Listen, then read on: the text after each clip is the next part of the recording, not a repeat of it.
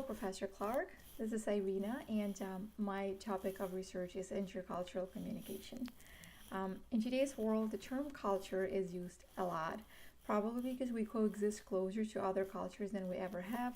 We travel more, we buy international products, and we enjoy international services as well.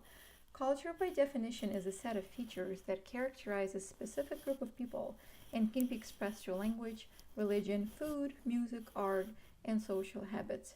Culture includes its beliefs, values, and material goods as well. Culture is also called a software of mind. It is a sort of mental programming that influences people living and working through their lives. Culture affects all aspects of our lives and cannot be separated from our professional behavior. Even more, culture in which we have been raised has shown to determine most of our communicational behaviors. These days, communication between different cultures is more important than ever. Our economy is becoming increasingly global. Many businesses go international, produce or sell their products abroad, and hire staff from other countries.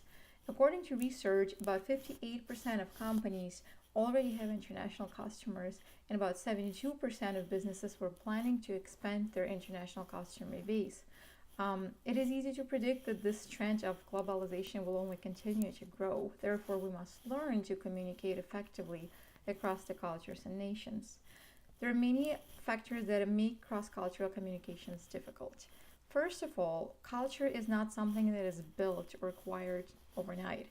It is formed through hundreds or sometimes even thousands of years, and it is naive to expect to understand a culture that is several thousand years old from reading a book or several articles.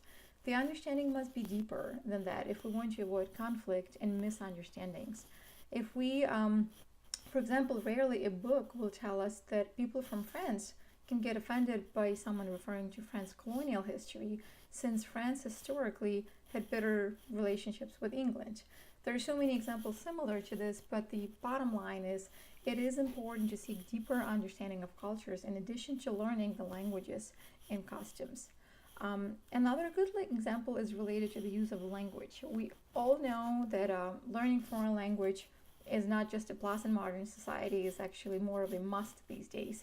While learning a different language will definitely open new horizons to us, it comes with some challenges, among which is interpretation of words, meanings. A word or phrase with even a simple meaning can mean something completely different to people from different countries. I listed a nice example of this in my paper. A word quality means something well built, lasting to Americans. In Korea, it indicates something brand new. In Japan, quality means defect free. Even though the meanings are somewhat similar, in business world, even a slight change in meaning can cause quite a bit of issues.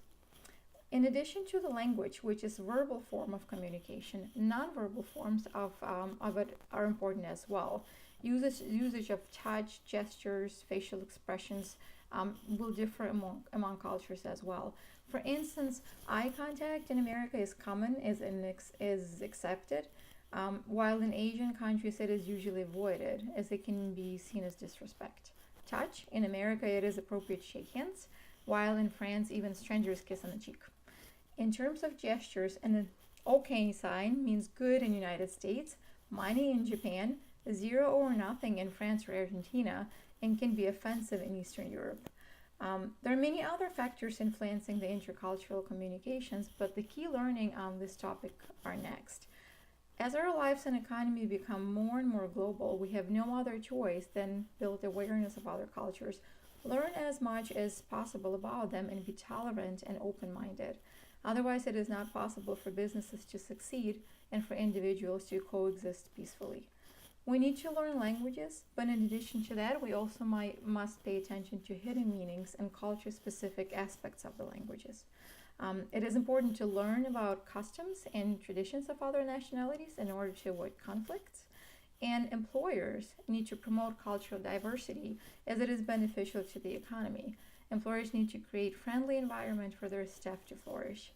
And finally, the main take-home point is the thought that we're all inhabitants of the same world. No one is better or worse, and each culture is rich and beautiful in its own way. We must understand this and value diversity, both in economy and in our everyday lives. Thank you for your attention.